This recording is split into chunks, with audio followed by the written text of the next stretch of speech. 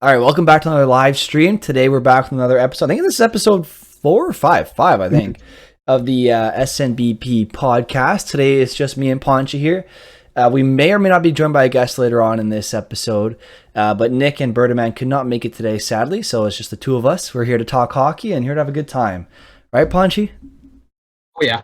Exactly. There we go. So I'm excited for this one. Honestly, it's going to be a good one today.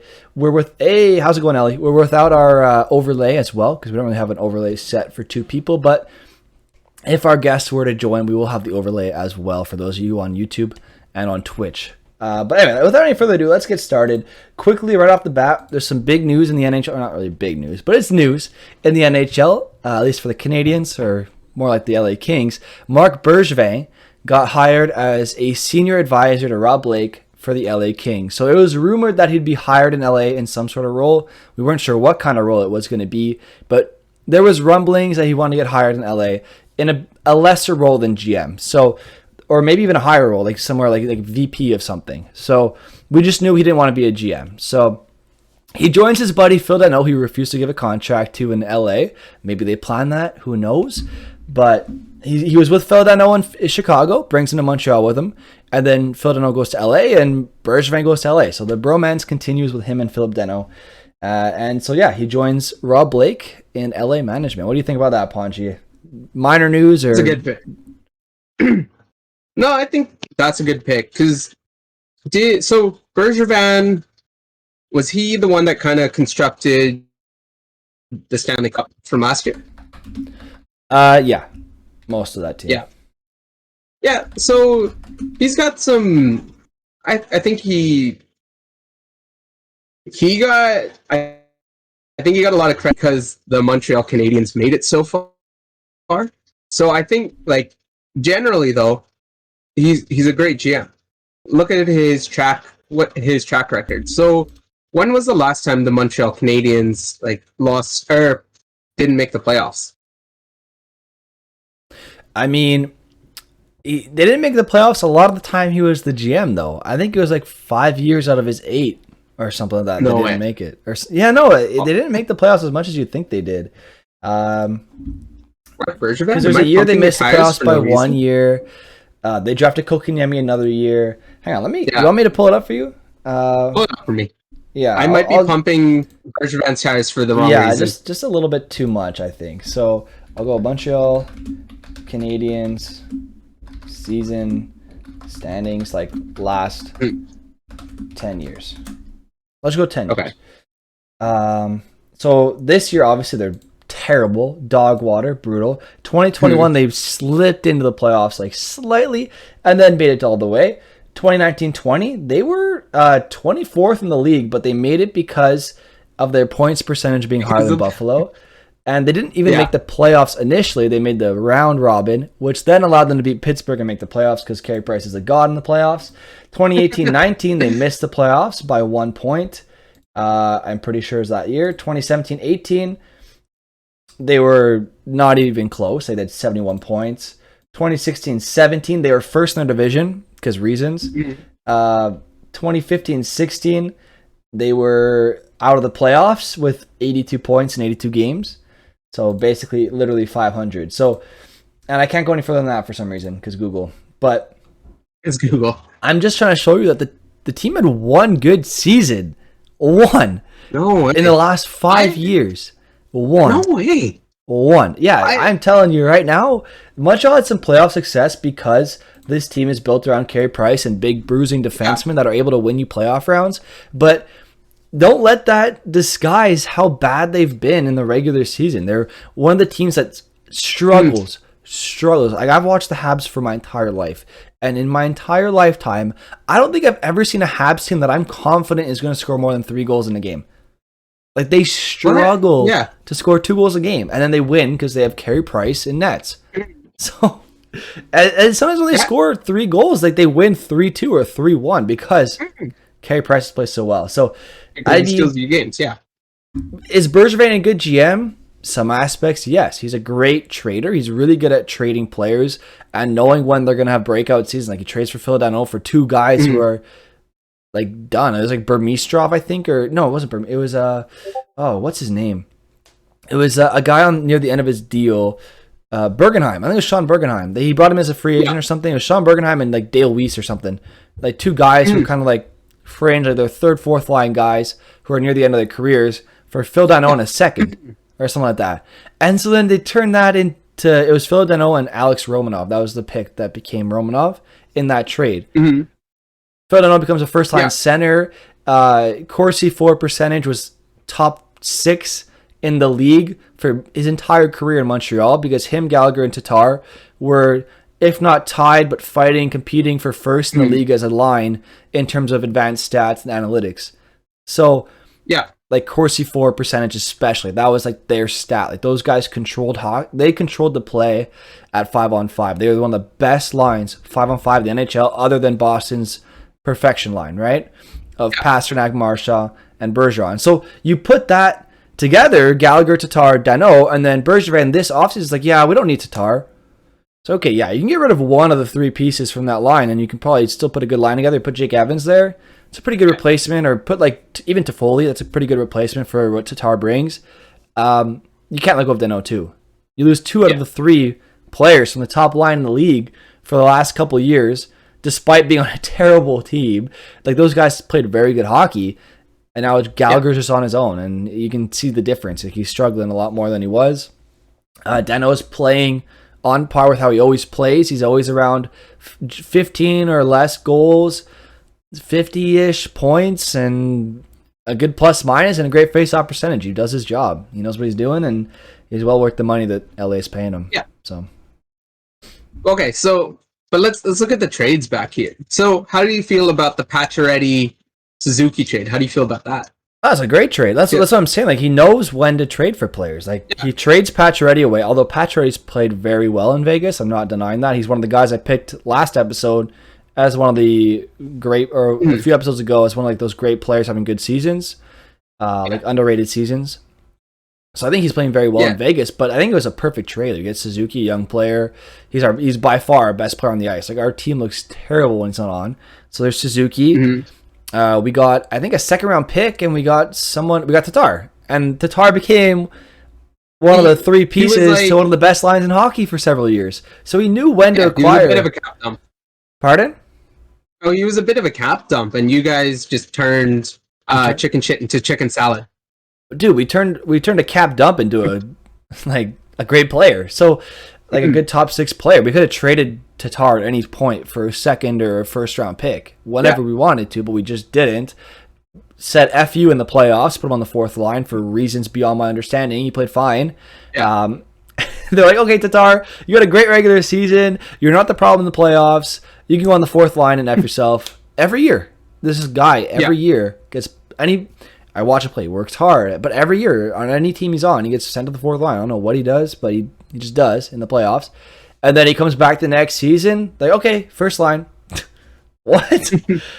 So then they let him go for nothing, and now he's in New Jersey having like a decent season, but I don't know if New Jersey exactly. Would you rather have kept him?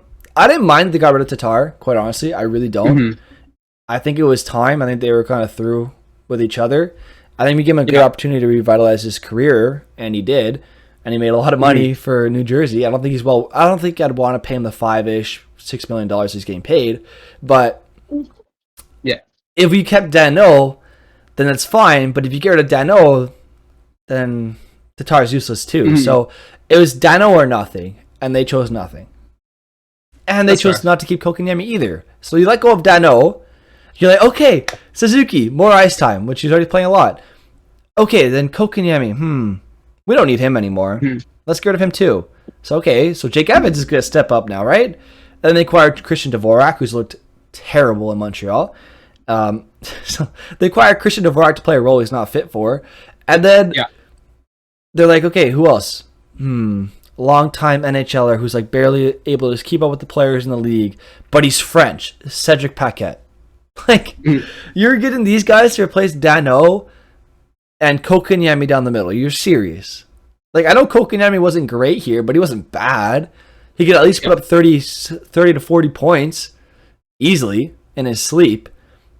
I'm just going to take a peek. Yeah. And then, I'm just going to take a peek at what he's putting up. It's frustrating. Yeah, he started very slow in Carolina, but lately he's been really good. Like a lot of I saw it, I play Yahoo Fantasy Hockey in a league with my girlfriend's cousins. Yeah. Because they needed one guy, so I said, "Oh, F it, I'll do it." Um, Mhm. and I saw the other day he had like 2,000 ads or something in a day, or like in the morning. No way. Yeah, because he I think his last 7 games he's been playing pretty well. Like, he's Yeah. been like a point per game or something. So don't sleep on Kotkaniemi, man. He's only 20. The Habs rushed him in the league because they said F it and they wanted him to play right away. And they got decent results, 30-something points in his rookie season. But he didn't grow his offense because he wasn't playing top minutes. He wasn't playing with super great players. He wasn't developing. He was being jammed into this third line role that he's not fit for. He's like a first, second line guy or nothing. He's got the skill, but he's not, he's a finesse player, and like he can hit. He throws the body around. He can hit. He can fight. He beat up Robert Haig after Robert Haig killed Ryan Poehling. I remember that, and I was like, damn, this guy can fight too. Like, I love this player. And then they break my heart. He was one of my favorite players, and they break my heart and trade him away. Or not even trade him away. They lose him for nothing. Or not for nothing, but they let him go. They got to pay. Yeah. But it's like an easily matchable deal. Are you telling me Montreal couldn't use him right now? They have 20 guys in COVID protocol. You're telling me Kotkaniemi wouldn't make their team? Like, come on, man. Like, it's just... I feel like the decisions they make are so simple, yet they just don't make them. So that's I think Bergevin's oversight. He doesn't know how to manage. Once he gets the players, he doesn't know what to do with them. He just knows to acquire them. You know what I mean? Okay. His pro scouts are good. Do you think paying $6 million for Kotkaniemi is better now, or do you think I would have been too much? Because Carolina forced Montreal's hand here. It wasn't that Montreal wanted to get rid of him. It was that $6 million, and you guys were in a bit of a cap crunch, right? During that time, or do you think? Well, no, because they signed Mike Hoffman. They went out and signed guys like Mike Hoffman, Dvorak, all these guys to contracts that you don't need to do. Like Dvorak, I understand the need because they lost Kotkaniemi and Danault, but do we need Mike Hoffman? Bro, we have Toffoli, Anderson, Drouin. Who else do we have on the wing? Caulfield. Like, that's 4 guys on the wing I want to see in the top 6. Those are 4 guys right there. Yoel Armia right there I want to see on the third line. Yeah. Arturi How's Lehkonen. Hoffman doing? He's been injured the whole time, man. So you got Arturi Lehkonen. Like, it's like we have decent winger depth. Like, we don't necessarily need Mike Hoffman. We need centers, man. We need centers. And Drouin came out saying, "Yeah, I can play center this year." I haven't seen it yet. So, oh man, it's just a frustrating time for a Montreal Canadiens fan. But you know what? Jeff Gordon took over. We should see the new GM hired within 2 weeks. I saw they hired. She was, I don't remember her name, but she was a reporter for La Presse, I think. So they hired her as their media outlet person, like their in charge of media. Here, that's cool. Yeah, I'll let you talk for a second here. I'm gonna get her name up. Yeah. But aside from that, we went on a little bit of a tangent here. I'm okay with that. Relatively, though, I don't think Montreal's in a bad spot. I think because is Weber off your books now? Well, under LTIR he is, but he's not fully off our books. So yeah. And just to give you a heads up, she got hired as the VP of Communications. She's worked for 32 years at RDS. My apologies, I got it wrong. And her name is Chantal Machabée or Machabée. I think it's Machabée. But she has a very good track record with RDS. Everyone seems to like her in the media. And so they hired a media person to deal with the media. That's genius. Why didn't they think of that earlier instead of some former hockey player? I don't remember who it was, but they had some former hockey player in charge of media relations. This guy was a mess. No offense. It didn't make sense, especially with you look at, once again, we talk about this all the time, but how they handled the Logan Mailloux pick. They didn't have anything prepared. Like, why is this guy in charge of media if he doesn't prepare anything for you to take a controversial player? So I think Chantal Machabée will do a very good job. It's nice to see a woman get hired in a hockey management position, especially for a team as storied as the Montreal Canadiens. That's a big win for Jeff Gordon and the Canadiens, especially hiring a French female Canadian reporter from RDS. That's a huge win. Great. Fantastic. So then before we move on to our hot seat, because I want to do the hot seat. That was a good idea you had. And I'll let you take charge of that. Before we move on to the hot seat, I just want to mention Spider-Man from Naruto. Hopefully you're still here. I saw your comment, and I love your comment. I agree with you 100%. So he says, or they say, Adam Boqvist is my Kotkaniemi. Love that guy, and Bowman banks on Seth Jones, of all players. So I agree with you 100%. That's like a kick to the gut, man. You see Adam Boqvist come up. He had a decent rookie season in Chicago. I don't know what his point totals were, but I remember watching the highlights and watching some of their games, and like he looked good. Like he looked like he belonged. He was progressing. He's still progressing in Columbus. He's still having a decent sophomore season. Like he's having a decent year. And they trade him for Seth Jones. Like I get the deal because Jones is like proven, like he can play those minutes. I remember there's a game Seth Jones played like an hour and 26 minutes or something in the playoffs. So Jones has proven he can play those minutes. But you have a young 20-year-old defenseman coming up. You're not paying him big money. You trade that away for an aging defenseman who's like in his prime but leaving his prime soon. $9 million a year for the next like 7 years. I don't know, man. It's just there's so many things that they do. Do you know, like the Chicago Blackhawks right now? They're giving me like. Do you watch basketball, Mike? A little bit. Are you gonna say the Lakers? Like even now, like they remind me of the Lakers because you've got like LeBron, Melo, you've got Dwight Howard, you've got all these like. Sorry. Russ? Oh, Russ. So you have all these like, and the same thing with Chicago. You have Fleury, Kane, Taves, Jones. You have Keith is gone. The decor is like a little empty right now, but like same concept. You have all the greatest stars from like 2014. But they have that. It's not basketball. It doesn't work the same way. You can't have 6 gods on your team and then the rest of your team be kind of like there. Mm-hmm. Because they can't put up 100 points in a game. You know what I mean? Or like, you know what I mean? They combined. I'm not saying like LeBron's gonna put up 100, but like combined, like the stars put up a lot of points. Whereas in hockey, you can't just have 3 guys and be okay. The rest of your team will just get like random dudes. You can't do that. It doesn't work. You need a 4th line that can score. You need a 3rd line that we're not going to say 4th, but you need. Or at least you need a 4th line that can compete. You need a 3rd line that can score. You need a 2nd line that can score or shut them down. You need a 1st line that can score. And you need defense that can defend. Mm-hmm. They have... I'll let you take over in a second here, but they have Jones, the other Jones, Caleb Jones. I like Caleb Jones. I like that pickup by them. But then you're saying Connor Murphy, what's his name? Jake McCabe, and a bunch of other guys are going to be your top 4? Yeah. Come on, man. Like, everyone knew Connor Murphy wasn't the greatest contractor to begin with, but they acquire him anyway. And then they also acquire Calvin DeHaan, thank you, Connor Murphy, and then they get Jake McCabe from Buffalo, who hasn't proven much. So, I mean, like, why do you want to acquire a guy from Buffalo who didn't put up great seasons in Buffalo either, and say, okay, you're a top 4 defenseman now in Chicago? Come on, you could be spending your money better than that. It's tough, man. Hockey's tough. But I'll let you take over now for the hot seat if you want to. Actually, our guest is ready in a couple minutes now. So, yeah, she got caught traffic. So, before that, there's some big news coming out of San Jose, and it's your boy Evander Kane.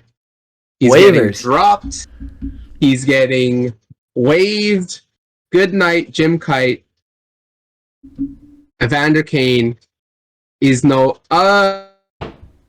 as of right now, he is being placed on waivers, and he's going to be terminated. So How does that? So like it was a long time coming, but how do you feel about that? About goddamn time. That's all I have to say. Is that money off the books too, or do they have to pay, right? Because they're buying him out. No, it's not a buyout. It's a termination. Because he violated their AHL COVID protocol, right? Exactly. So that means it was $28 million over the next 4 years. He just lost that for nothing. It's gone. All he I had to think they did do him a was just favor. like, well, like, how's he gonna pay off the gambling debt now? No, he's already declared bankruptcy. Oh, true. So the gambling debt's gone. No, he has no way of repaying anybody. Like they just lose that money because now that this contract's terminated, that's something they probably would have been promised. That money would have been promised to the creditors, but now it's gone. They don't get it. No way. It's over. I'm pretty sure that's how it works. I'm pretty sure. So I think the NHL low key just did him a favor and said, "Look, we're just gonna buy you out. Your contract's done. We're not buy you out, but your contract's done." So we'll see how that goes. Anyway, our guest's about to join us here. Ponchy, you set this all up, so I'll let you take charge of this. I feel bad. I've been like talking your ear off here, so I'll let you take over and introduce our guest as soon as she arrives. We'll introduce her as she arrives because I think she just needs a couple more minutes. But essentially, though, we'll finish on the Evander Kane tangent. So, like, that actually like breathes relief into me as a Sharks fan because now we can sign Tomas Hertl. We're not in the same cap crunch that we were a year ago. So, Doug Wilson might have just saved his... this was a godsend because it might have just saved his job. So, now we have money to buy out Vlasic. I love Vlasic, but Pickles is just on the older side. I don't see him staying with the Sharks much longer. I could see a buyout happening in a couple of years. Who? We could also... Vlasic? The Vlasic pickle? Vlasic. Oh, man. The pickle. Oh, I remember when he was Pickles. Good. He was underrated for a long time. He played in my neighborhood arena. We still have one of his jerseys hung up in like a nice... Come on, in a nice frame. In a nice glass frame. We have two of his Sharks jerseys hung up. Or I don't know if it was a Sharks jersey. I don't remember which jersey it was. It's been a while since I've been to the arena, but I used to work there, funny enough, at that arena as a janitor and an ice cleaner or Zamboni driver. So, but yeah, I used to see every day in the cafeteria. It's hung up on the walls. His jersey or his two jerseys from the Sharks because he grew up in I believe Beaconsfield or Point Clay. He grew up in Montreal, West Island he's in particular. French boy. Oh, no, not country. What are you saying? We're in the suburbs, man. Come on. This is the suburbs here. But he grew up in the suburbs of Montreal, and maybe he did grow up a bit in the country. Maybe he had like a country, like a cottage or something. But he grew up in the West Island in Montreal, so very much a suburb guy. And when he was good, it was fun watching him. I like him as a player. He seems like a nice guy too. So, hey, man. Best of luck to him. I think he'd do better in another organization because, quite frankly, I think they're done with him. I think he's done with them. And buy him out. Let him go sign $1 million deal and play bottom six role, shutdown guy, and no one's going to talk about the money, and he'll be fine. So that's my opinion on it. But then you also because Ferraro needed to get re-signed. Hertl needs to get re-signed. Nick's not here, but he'd love to see Hertl play for the Rangers. Right. Hertl's a good player. He can play good anywhere. Spider-Man from Naruto said saw that, Carolina. Dude. He's back. Carolina will pick up Evander Kane to pair with D'Angelo on the power play. And they'll soar through the sky to victory just like my flying puppy emote, bro. I swear. I just picture them like that. Dude, the Carolina Hurricanes are being in little sleazeballs, eh? They're smart. Carolina's Carolina's under they're do you think they're better now that they lost Hamilton? Or do you think they're what do you think? I mean, they have more money for it. Their blue line, I feel like, has more depth to it.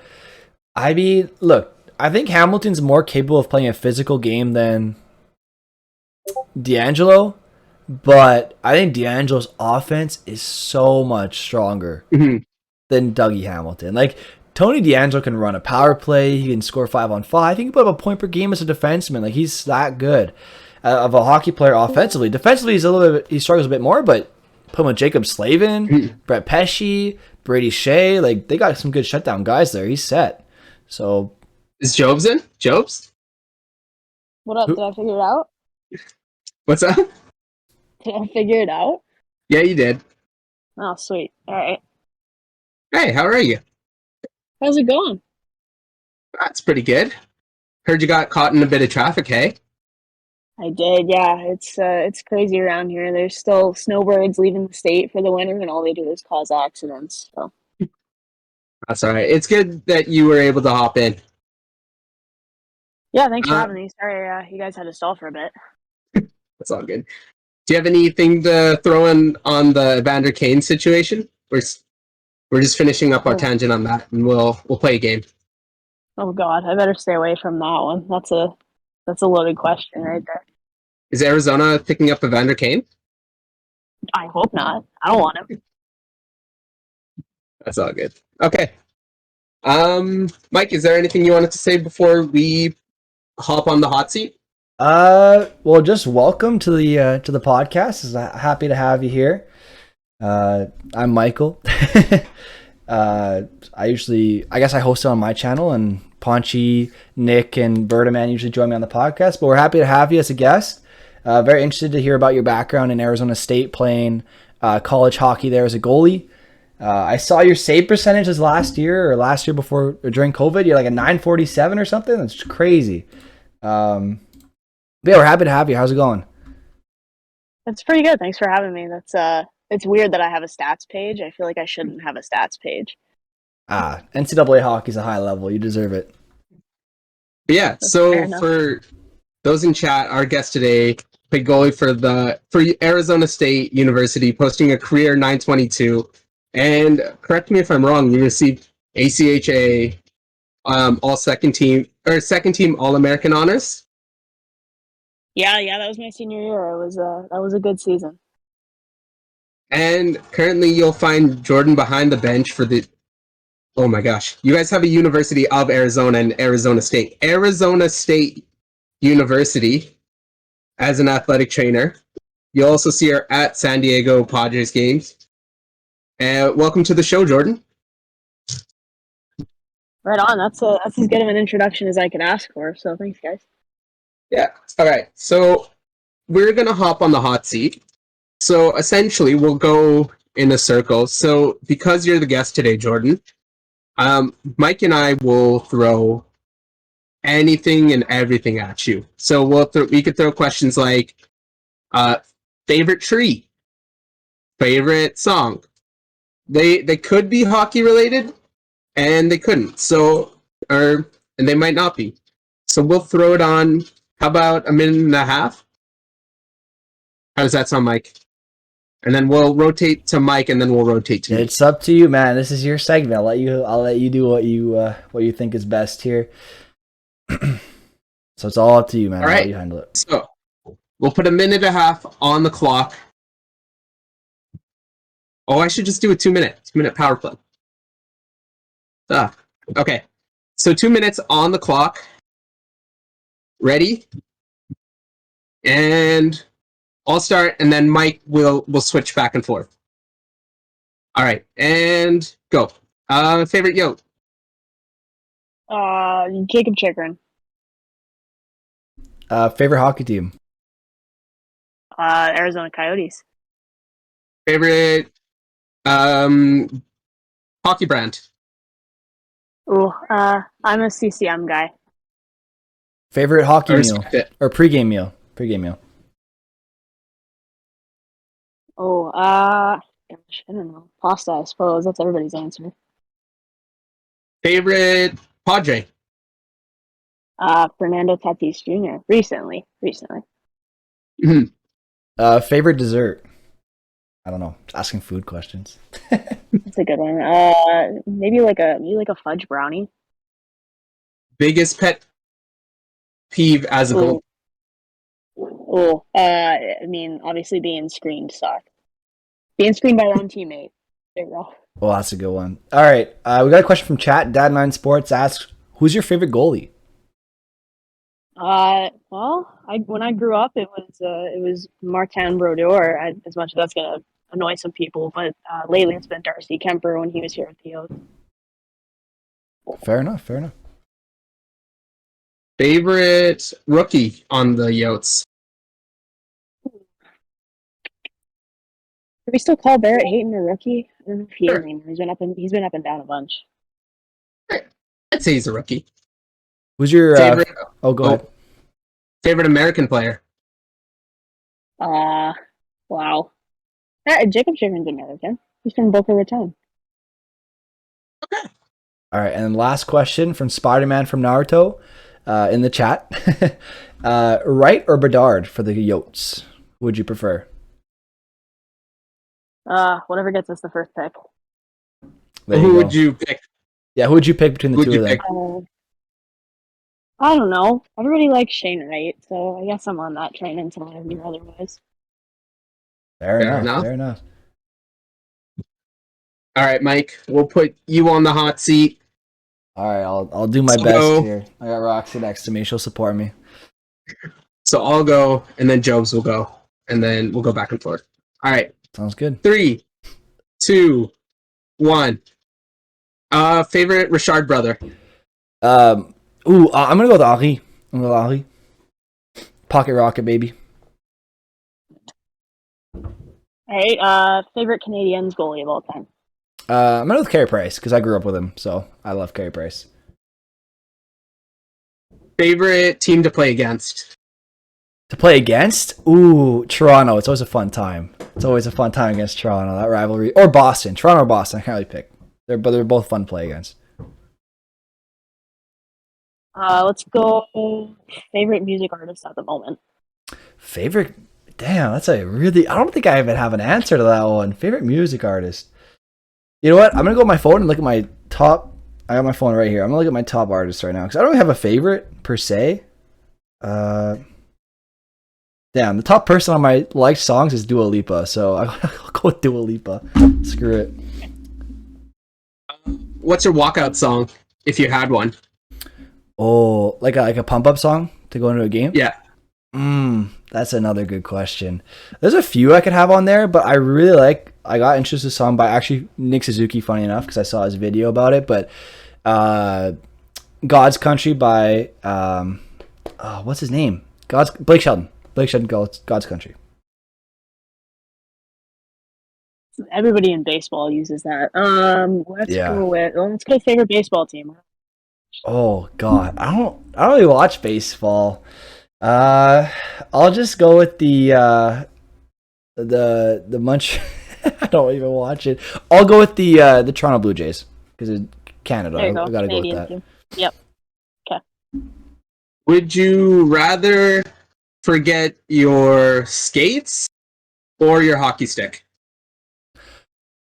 Stick, because I could always just borrow someone else's hockey stick and I'll be fine because I'm not that picky and I'm not that good. So like any hockey stick, as long as it's right-handed, I could use it. But skates, that's a tough one. So I'm gonna say I'd rather forget my stick. All right. So that's 2 minutes, and then I'll go. Sweet. So we ask you questions and just harass you with questions? Oh yeah. Awesome. I'm here to answer the hard questions. All right. Well, I'll come after you then. Okay. I don't know what to start with though. I feel like I've already asked all these all good questions. All right. Okay. I'll start. Who's your favorite Sharks player? Nabokov. Oh, damn. Okay. That's a good one. That's a good answer. Yeah. Okay. Pick another Western Conference team to be a fan of. Calgary. Okay. Who's your favorite Calgary goaltender of all time? It's Kippersoff. Yeah. Kippersoff. Yeah. So that's a good answer. Respect. All right. Would you rather play with the opposite hand on your stick or play with your stick upside down but with the right hand? Oh, that just means I'm playing ringette. I'd play ringette. Okay. You'd play with a puck ringette over playing offhand? Bro, your backhand would be filthy. Good either way. I'm not great either way, but I'd try upside down. All right. Fair enough. All right. Okay, I'll ask you a good question here. Who would you pick between Shane Wright and Connor Bedard? Bernard, didn't he just have like a hat trick in Four, World Juniors as a 16-year-old? almost 4 goals, I think. Almost. He hit the post or something. Yeah. Yeah, I go Bernard. Let's go with if you could pick. Let's pick one of these three Sharks players to start and build your dynasty team off of. Are we going Patrick Marleau, Joe Pavelski, or Joe Thornton? Thornton. Thornton because he puts up points. I love Marlowe, but yeah. But Thornton puts up points. All right, this one's from Spider-Man from Naruto from chat. Who would be scary to play for years, throughout their careers against, as a Sharks fan? Trevor Zegras or Quinn Byfield? I've got Zegras right now because I haven't seen any of Byfield in the NHL. All right. All right, if you want to ask one more, go for it. But that's it. That's 2 minutes. What's a favorite breakfast cereal? Two favorite breakfast cereal. I'm a Vector guy. Do you have Vector in the States, Jobs? No, we don't, but I am aware of it. Okay, fair. Sweet. All right, so let's... healthy choice for fiber there. I like it. Yeah. I'm here to get big. Got to get, Okay, I'm this is going to be weird. How do I'm stocky. So, I'm just here to push weight, and I'm here to screen goalies, but I'm also 5'2", so screening goalies isn't that great. It's a work in progress. So you're saying they just kind of look over you? Yeah. They just stand up. You gotta get the Ryan Callahan thing going. Just kind of wave your stick in the air, flail your hands about, and then you're good to go. Or I could turn around and just throw dirt at people. I mean, that could work too. Yeah. What was it? Sean Avery? Yeah. Sean Avery. Yeah, but also why would I do that in a beer league game? I mean, anyways. You really want to win, right? Fair. All right. Let's move on to the Yotes. So, Jobs, who do you like on the Yotes right now? Let's move on to the Yotes. Said no one ever. Gosh, listen. I am a fan of this team, and I will remain a fan of this team. But I just haven't been impressed specifically with hardly anybody so far this year. I don't know. Johan Larsson had a good game the other night. Mm-hmm. But I mean, if you look up and down our roster, there's just nobody that really stands out on paper. Yeah. No, Anton Roussel not doing it for you? No, King Louis Eriksson. I was gonna say, what about Andrew Ladd? Yeah, and Andrew Ladd is just there for giggles. He's just there to take up a roster spot. Yeah, and some money too. And we have a good comment. Spider-Man says, Spider-Man from Naruto says, let's move on to the Yotes. Said the rest of the Central for easy wins. Literally, yeah. With the redivision, they're feasting right now. I mean, if it makes you feel better, I'm a Habs fan. You guys are past us now in points percentage at least. So. Yeah, I mean by one. Is it one? Yeah, I mean, we're competing for scraps at this point. It's a little sad, but we're doing our best out there. Between the two of us, we'll find a way to win some more games. I'm sure, maybe. Mm-hmm. Well, okay, because you got some nice young pieces though. Because you got on my list, I've got Keller, Fisher, Schmaltz, and Hayden. I like that. Okay, that's a good core. Krause in there too. And Scott Wedgwood. Let's give him some love. Yeah, let's not forget Scott Wedgwood. He turned this franchise around a couple of years ago when he was here before Ranta and before. And he might have been here at the same time as Antti Ranta, but he was the predecessor to Darcy Kemper's reign here. And I don't know. I some of the guys that have been around for a second. I like Austin Krause. He's a good player. as much as I hate to say it, right? Like Phil Kessel, like he's still out there doing the thing. But it's hard because there's so many young pieces they were trying to fit into our roster, and then all that we have this year to kind of supplement those guys are just like older per year contract players, and it's going to be that way for a bunch of years just because of our strategy this year with swapping players for draft picks. Yeah. So it's going to be interesting. I don't see this team being heavily competitive for, I don't know, 4 or 5 years until we get time to develop those prospects that we're going to get through the draft or whatever else, unless we make some blockbuster move. But nobody really wants to come to Arizona at this point. Yeah, Do you think Kessel's? Oh, good. Oh yeah. Oh, do you think Kessel's getting traded come trade deadline? I mean, at this point, I wouldn't be surprised if anybody got traded. There are no protected pieces on this roster, and if he wants out, he can out. Other teams will take him. He's a 1-year contract. That's true. All right, sorry. Go ahead, Mike. Yeah, so I have a pretty fun stat for you here. So among your forwards on your team in Arizona, how many of them, so among, I guess, 13 forwards, how many would you say are signed through past this season, like this season? Like, how many do you think have a contract for next year? Be like 4 or 5.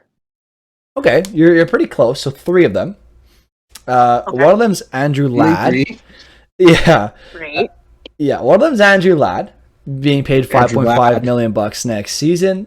Another one's Nick Schmaltz, who I actually really like in Arizona, who signed for the next couple years, 4 years after this one at $5.85. And then you have Clayton Keller, who signed for years and years and years at $7.15 million. So do you think there's any players on your team that your GM might look at and say, yeah, let's trade some of these guys for, I guess, for some low draft picks that you could acquire? Because you already have a lot of draft picks, but, like Galchenyuk, Travis Boyd, Riley Nash, Johan Larsson, Antoine Roussel, and Phil Kessel. Those are all UFAs after this year. Like, do you think any of those guys could be moved?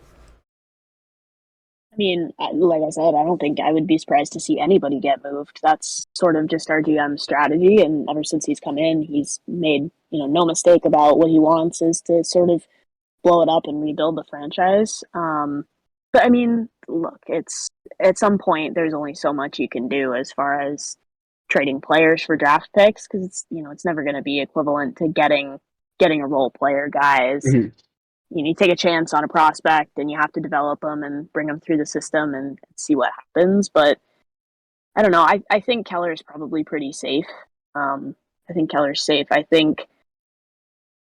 don't know. I mean, guys like Gostisbehere might get moved. Guys like, I guess Travis Boyd, Johan Larsson. But I mean, just looking at general market value for guys like that, I wouldn't expect them to fetch anything more than second, third round draft pick. I mean, depending, right? That's what happened in the Darcy Kemper situation. Is I would have loved to keep him, but just at that point, his trade value was high enough you could get a first for him, and you had to move him. Those guys, I don't think you're going to see that kind of upside with them.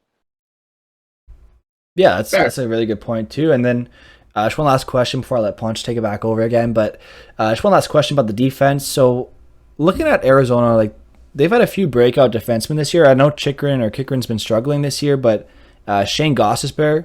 What are your thoughts on Shane Gostisbehere as well as Moser? They both seem to have some pretty good breakout years this year, and they're quite the talk of Arizona fans. So what do you think of them so far?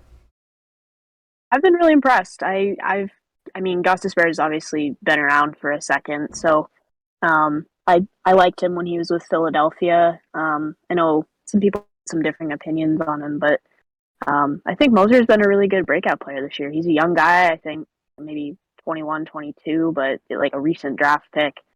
And yeah, I mean, it's hard. You got to give these young guys a little bit of time and a little bit of room to find their footing and learn how to work that game and learn how to work the blue line in that way.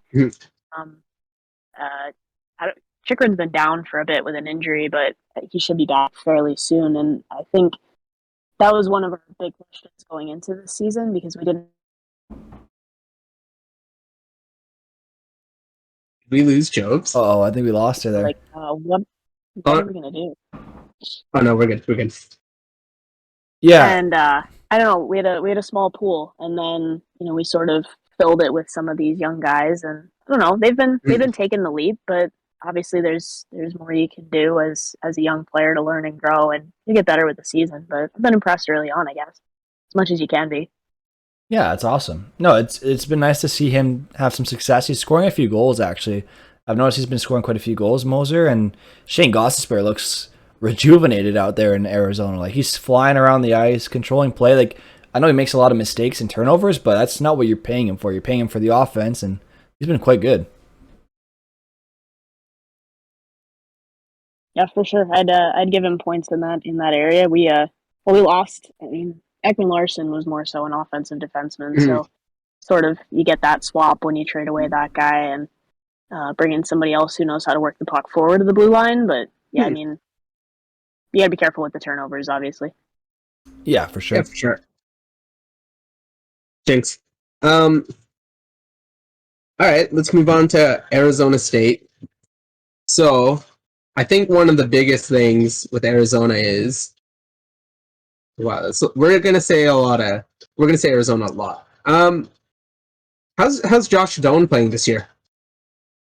Be careful mentioning us and then that team down south in the same sentence. But uh, no, he's been great. He's having a good year. I mean, statistically, you can kind of look at him and see that. And as a true freshman, I think that's really impressive. I don't have a lot to compare it to. Obviously, I don't didn't have a big look around men's college hockey before I started my internship with the team this year. But Mhm. um, I think a lot of the young guys that came on or transferred on or whatever have been pretty good day to day role players, and no Mhm. exception, obviously. Fair enough. So what's your record on the season? That's a great question, actually. I mean, we're sitting somewhere around 500. I Okay. think maybe 12 and 12 or 12 and 11 or something like that. It's Yeah. out there, but Yeah. Do you have any not. I favorites on the mean, team? Oh, sorry. yeah. No, go ahead. Just it's. I think we got the back half of the season to go, so I Mhm. mean, there's room to improve. But Yeah. um, we had a couple big games recently. The number 9 team, we had a home sweep now. And we had a couple of games against Boston University. We had Northeastern this week. I think that's Mhm. and then AT this next weekend, and I believe they're unranked, so it'll be important to get a Yeah. couple there. So I'm guessing you have a rivalry with the University of Arizona. Is Our that school does, yes. Our school does, yes. Our NCAA hockey team does not because they don't have one. okay? Do you guys have any like college like pranks or like any traditions that like you in Arizona, the University of Arizona like have any funny like traditions and whatnot? We used to have during I don't remember if it's during homecoming week. It's probably during Territorial Cup week, that's our rivalry game against them. We have a trophy that gets kind of passed back and forth for the winner between those two teams, and thankfully Mhm. it's stayed in Tempe for I think like 5 years now, and I hope it's not going anywhere. But we used to have to defend it because we had this big mountain. It's called Hayden Butte, right up Mhm. by the stadium, and it's kind of built into Sun Devil Stadium. But during Territorial Cup week, fans from U of A used to sneak in and try and paint the A red. Um, Yeah. and so you'd have to have some people up there that would defend it and keep it gold. But that would happen sometimes, and I don't know too much more about it. I think there's probably more that goes down than what I'm aware of. But that one's obviously the easiest to find because it's like this 50-foot A on Yeah. top of the mountain that you'll just look up and it's bright red. You're like, are you serious? How do you so 50 feet whole thing painted red? How much paint do you Yep. think that like have you had to paint it back gold before? We painted it. You can paint it white. They let you paint it Mhm. white at the beginning of every school year. Like all the freshman classes will hike up the mountain, and you can paint it white. It's like some symbol to start the new year or whatever. And then immediately they paint it back to gold. Yeah. But I don't know. They would just give us little like Dixie cups, like full of water or full of Yeah. paint. And it didn't seem like it took that much, but that thing has years of paint layers on it. So at this point, you could probably use like half water, half paint, and it would cover. Um, Mhm. so I don't think we're running. I don't think we're running Home Depot or Lowe's or whatever out of paint every time we have to turn that thing back to the right color. Okay, so like, 'cause I'm trying to get the list here. If, and I'm not saying I will, but if we had to like National Treasure paint the A red, how do you get around? Like, do you backpack the paint? Do you okay, I don't want to paint them. Let's not paint the A red. That's a bad idea. We're National not going to treasure. do No, I think you'd have to. I think you'd have to put it in a backpack so somebody would think you're hiking because that's like a preserve. Like you can go hike there. that. Mhm. But like if you look suspicious and you have like you're just carrying around a couple of gallons of red paint, they're gonna be like, sorry, what are you doing with this? All right, noted. So I know that you're an athletic trainer behind the bench. What do you do? What's your day to day like responsibilities? I mean, it kind of just depends day to day. Obviously, it's a little bit different on weeks where they're going to be out of town, Mhm. and you got to make sure that everything is in check. Because essentially, when they're home, I mean, it's great because you have access to the whole room and everything that you have there, and Mhm. all your support stuff. And then as soon as they leave, you kind of have to like pack up the whole room, right, and Yeah. take a mobile version of that because you never exactly know what's going to happen. There's no real day to day preparation for that because you truly never know how it's going to go. Mhm. But I don't know. Just I mean, mostly it's way different in a college environment than it is in like a high school environment Yeah. where so much of the day to day stuff is just maintenance. So it's Mhm. just make sure that everything is stocked, make sure you have waters, make sure that all the equipment is out for practice, and we kind of joint pair up with equipment managers and the student staff for that sort of thing, and then game day is just kind of an enhanced level of that because you're doing all that same stuff you're doing for your team as well for the visitors, make sure that they're taken care of. um, Right. and so just on some level it's a very basic sort of amount of game day preparation of just think about what you do for the sidelines and Mhm. then just take that and sort of extrapolate it to what you would do if you had an injured athlete as far as just maintaining Yeah. that, and especially on game situations it's hey, like let's just get through these two, and if we have to deal with it Mhm. we'll deal with it. If we have to consult team docs or take it outside, Yeah. then we can do that as well. Okay. Is there what's do you have any tips for any like preventable injuries? Because I know I play a little bit of beer league. Oh no, I'm pumping my own tires. Mike, do you play? Yeah, well, Montreal's on Like, lockdown again, but I usually play every Saturday from mhm. 10:30 p.m. to 11:30. So we're troopers. If I could play more, I would, but there's nowhere else to play right now. So I'm Yeah. too old to play junior. I finished my last season of junior A. Well, my full last season got canceled, and then the other one got halfway through cut off. So I missed my last year and a half of junior A. So I used to play 3, even 5 times a week, 4-ish, 3-4-ish times a week.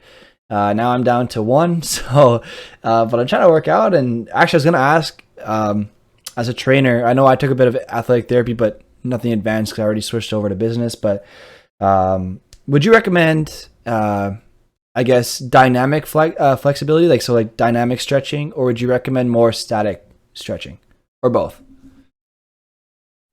Both, as long as it's not ballistic, which is sort of there's a fine line in there where ballistic is sort of just bounce. Definitely don't do that before because there's some evidence out there that says that might be Mhm. predisposing to injuries, but definitely both. I don't listen to anybody who says that you can't get a benefit from static stretching. You can. Um, Right. yeah, I mean Mhm. within reason. Don't hold it for a minute, Yeah. but but yeah, that's sort of personal. But I think the thing that you'll be able to fix, not necessarily fix, but in the event of an injury, things that are the easiest to take care of on your own would be probably a dislocated shoulder. You can put that back in yourself, actually. I actually have. And that's called joint reduction, and we learned a little bit about that. So you can reduce that. You can put your shoulder back in. You could help somebody at the grocery store if they throw their shoulder out, put their shoulder back in. Fingers, toes are pretty easy. All right. But yeah, anything worse than that, I mean, we usually transport. So Go. see a doctor. See a doctor. Go to the Yeah, emergency room. usually a pretty good idea. And even If there's a bone sticking out, don't ask your athletic trainer to fix that. yeah, That's not a Band-Aid issue here. No. like even like a broken finger, you might want to like go see a doctor just so you can put it, in line fully with a cast, and then that way you don't have a swollen finger for the rest of your life. I know my dad has one finger on his hand where it bothers him because as a kid, I don't know if he broke it or he did something. He didn't get it fixed properly, so now for the rest of his life, he has this finger that's been bothering him. So it's always good to go see someone to get it properly fixed because you're not young forever. So you gotta take care of yourself, right? Yeah, right. Don't be afraid to have somebody check your work, even if you think you got it. So Yeah, exactly. Yeah. All right, and then we'll move on to our final topic here, which is the late Matt Shott. So I reckon I might pass this on to you ASAP, but from what I have read about him, he died recently because of liver cancer, and as far as I know, yeah. yeah, and he did so much for like women's hockey in Arizona. Do you want to speak more about him and what he means to the Arizona community? I mean, I can certainly do my best, but I just in the interest of it, I think that I mean, this is a guy that if you ask somebody in the community, everybody's gonna have a story about him. And so it'll take more than just one person to sort of do justice to it. And they had a really good. If anybody's interested, they have a recording of. They had a little a tribute service on Wednesday of this past week that I think went up on the Coyotes Facebook page. That they just had some of his close friends speak, and that was really well put together. And we were lucky to be able to go to that. I think just as a whole, I mean, my personal connection, I met him when I was playing high school hockey, right before I transitioned to playing in college.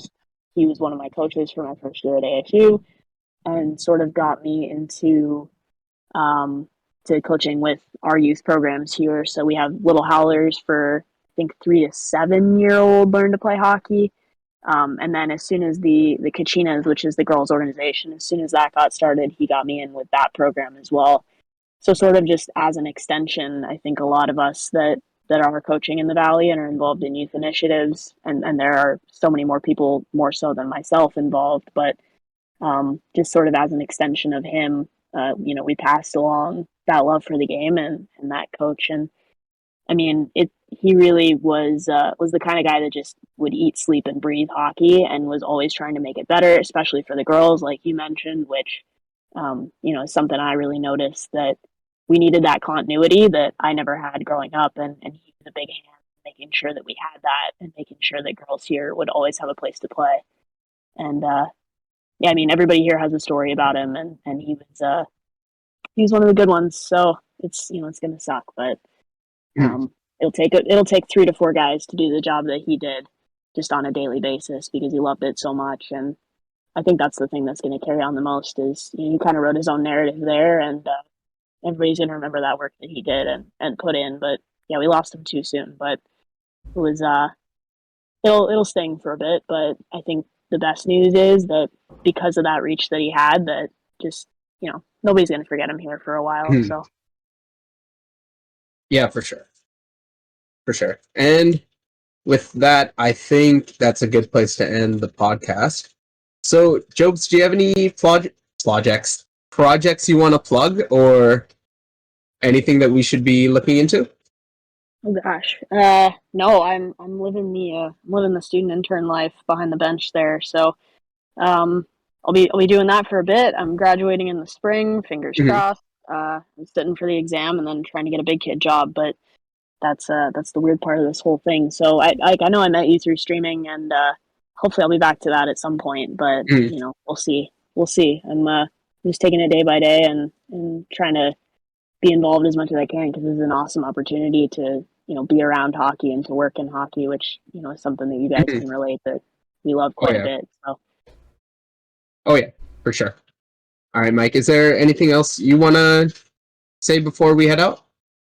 Yeah, well, I guess just a quick question, because I know Arizona's not really seen as one of those like typical hockey markets, because there's so many other sports in Arizona that are huge, and obviously with the climate, it's a bit of an obvious thing where it's like, oh, it's not super cold there for hockey. It's kind of tough to have it. But what's it like growing up in Arizona, playing hockey, loving hockey, and how much has it changed over the past couple of years?